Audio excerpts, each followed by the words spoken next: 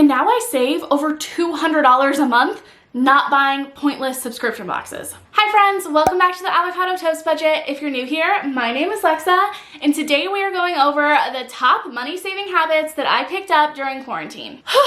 Let's be honest here, 2020 was a hot freaking mess. I was unemployed for a little while. Liz and I coexisted in a 700 square foot apartment, basically nonstop for an entire year and a half. And the whole situation was just absolutely awful and tragic. However, I was able to pick up on some really amazing money-saving habits that definitely saved me a lot of money in 2020, and I will continue to implement moving forward. And to be perfectly honest, without quarantine and everything shutting down and us basically just being trapped inside of our homes, I probably wouldn't have picked up on a lot of these habits that I know are healthy and are going to serve me financially, mentally, physically, emotionally, all the things for the long run. Hopefully you can relate to some of these too, and if you didn't pick these up, hopefully you can learn from some of these and start implementing them to help save you the most money and help you reach your financial goals. So let's go ahead and get into it.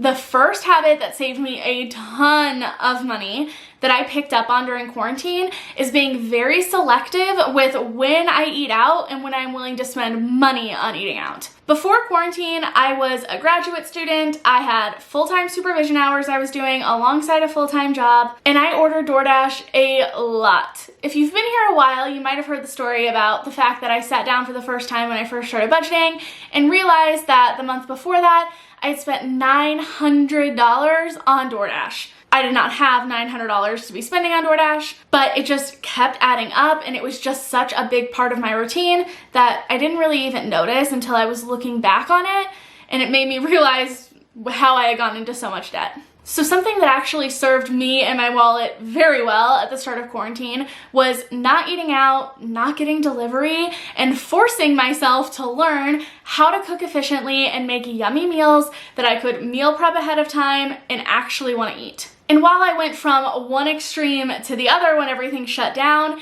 even now, year and a half later, I have found a middle ground that works for me and saves me hundreds of dollars a month. Okay, I'm sorry if I moved a little bit or if the lighting is off. There was a bug, my camera died, a lot happened, but let's get back into it. So thankfully, as businesses have started to open back up, I have been able to find a happy medium between where I was and then not being able to spend any money on eating out at all in a way that allows me to eat at the places that I want, that I truly enjoy, support small businesses, and not just spend money on eating out for the convenience, but instead spend that money because I really actually want to eat out and I will enjoy it. Along these same lines, another habit that I picked up during quarantine is learning how to make just a couple easy, yummy meals. I had this picture in my head that cooking needed to be like some Chef Gordon Ramsay version where I was always making something different, and for me that was really overwhelming. I hate following recipes. I only like cooking when I already know the recipe by memory or it doesn't really require a set recipe, because it's just really overwhelming to me to have to like time everything and look back and forth at recipes and instructions, and it never turns out right. So instead, when I just kind of decided that I was gonna eat pretty much the same things over and over again, and I was okay with that, I figured out a few meals that I love. I figured out how to cook them. I have made them easier to cook. I know how to meal prep them. So really, once I'm cooking dinner for myself one night, I have like dinner or lunch for the next few nights, and it is amazing. And it often stops me from eating out. Honestly, I should probably keep track of all of the times that I think to myself, I should eat out. And then I remember that I have leftovers in the fridge that I could just heat up and still enjoy probably just as much as like the food that I'm gonna get by the time it gets to the house and it's cold and I have to reheat it anyway. Because my guess would be that if I kept track of how much money I was saving by not eating out, it would be so much money. Next is the value of free hangouts with friends rather than bars or dinner dates. Honestly, I feel like I didn't see anyone for like a year, but even when I did later on, after everyone was vaccinated, a lot of times we still weren't comfortable going out or bars weren't even open yet. So instead, we just opted to hang out at one of our houses, continue to social distance, or really limit the amount of people that were there. And I enjoyed that time so much. Me and my friends started just like hanging out on our couch, watching trash Netflix. Shout out to Too Hot to Handle and The Circle. And we loved it. It didn't cost us any money. Sometimes we would like run through Panda Express or something. But the amount of money that we were spending on like takeout or nachos was a lot less than we would be spending going out to dinner, sitting down, tipping, eating like a full-on meal, or spending money on drinks at the bar. This probably also just comes with the fact that now with my wise years of being 25, I don't really care to go out and party as much as I used to in college, and I think that it's a lot more fun to just hang out at my house with some friends than it is to be around a bunch of people spending a bunch of money on shitty drinks. Now, other than eating out and going out, another area of my life that I have saved a lot of money on since quarantine is clothing. Specifically, figuring out the value of a capsule wardrobe and just simple, functional clothing. Spending a lot of time at home made me really realize that I have a very specific style. You probably could even notice it just from watching my videos. I pretty much have the same like 4 shirts, just in a bunch of different colors, and I wear leggings pretty much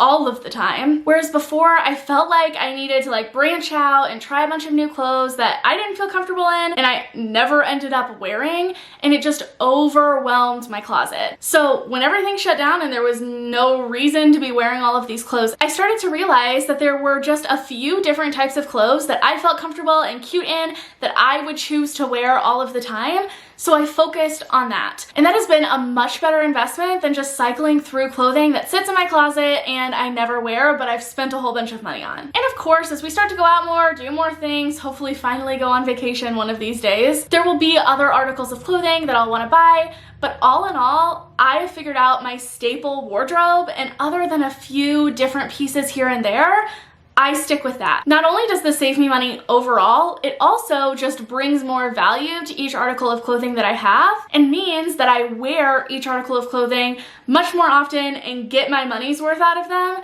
rather than one and done. And speaking of having an excess of things that you don't use, another habit that changed my life that I decided to implement in quarantine was going down to one single subscription box. I was the queen of subscription boxes. I had them all, even things that like weren't technically boxes, but they were the same kind of gist of you get something delivered either 4 times a year or once a month that has just like a random mix of things in it. I had all the Ipsy bags and boxes, all of the Boxy Charm things going on, FabFitFun, CauseBox, probably some that I'm even forgetting right now. And when I was stuck at home, reevaluating the 700 square feet of room that we had to exist in, I started really paring back on what we kept on hand, and I realized that the boxes that I had were not worth the money I was spending on them. I started just thinking to myself, if someone offered me the amount of money in cash that I paid for this box, or the items that are inside of this box, which one would I choose? And all but one of them I would have rather taken the cash for.